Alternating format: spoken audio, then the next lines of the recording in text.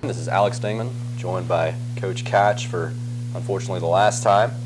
Accepting a new job at Simon Fraser, going to be moving out around March 1st, right? Talk to me first of all. Baker here had great success. The men's soccer team was in the top 15 in the nation at one point. How did you feel about last season? Very, very happy, Alex. The players and my coaching staff worked incredibly hard to get ourselves to that level.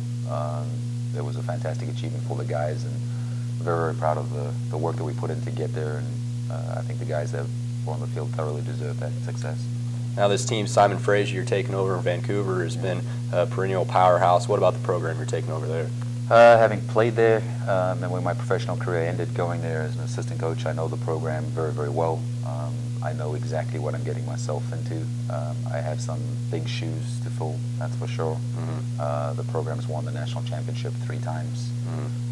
Dave Elliott, my predecessor, who was the assistant coach when I played there, just took the team to the Final Four in the nation. So there's a great team in place, there's a great history, there's a lot of tradition, and I'm excited to obviously go and embrace that challenge. Now tell me about your decision to go now. Obviously only a couple years here, probably some unfinished business, but talk to me about your thought process. Yeah, bittersweet. An opportunity came, and it was too good to be true. I really couldn't say no, but I definitely thought about it long and hard because I've thoroughly enjoyed my time here at Baker. We have a great university, we have a great athletic department, I think we have a great soccer team, and to leave that is not easy by any means. In life's about timing, so I would love to have been able to wait a few years and then take this opportunity. But when coaches move, it happens at a certain time, and holes open up and they have to be filled up, and it happened at Simon Fraser now. And I even thought, I was like, well, do I give them a call and say, hey, can we wait 2-3 years? I want to finish off what we got going here. And you look at the history of their program, they've been around for close to 40 years, and they've only had 3 coaches. So most coaches that go there, provided you have success, you stick around for a good while. That's a pretty good team you're leaving behind here. A lot of young players, not losing too many seniors. It should be a strong team next year. How do you think they're going to fare? I think they're going to do very, very well. We have all the tools in place. We've had a good program at Baker for a long time. I think this last year, the group of guys we put in place really helped us get to that next level. I think the group that's returning have the ability to go to that next level again.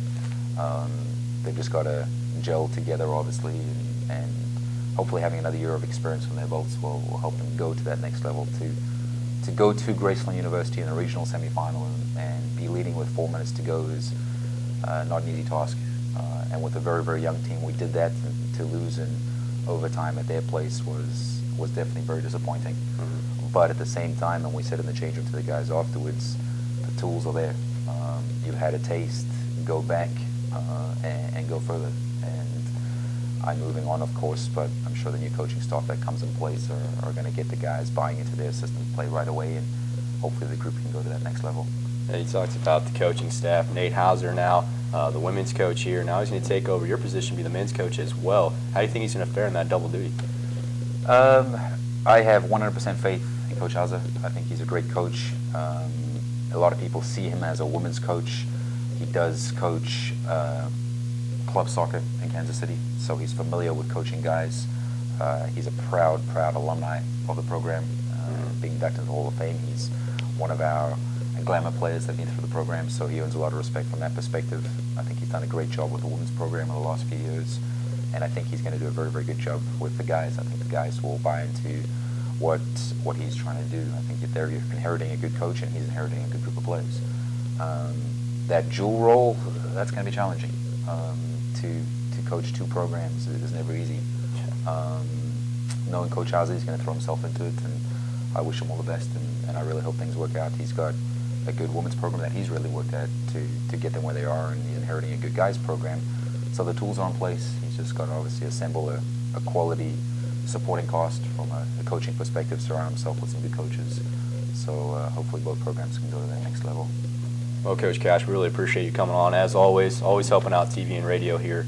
So we're really going to miss you, but we understand your decision. Good opportunity for you, and good luck with Simon Fraser. Thanks, Alex. I appreciate everything you guys have done for myself and for the soccer program, that's for sure. beneficial. So thank you.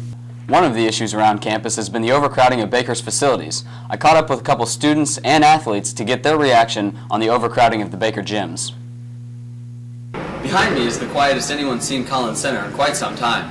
With the weather reaching temperatures below freezing, some sports teams who normally practice outside are being forced to relocate indoors.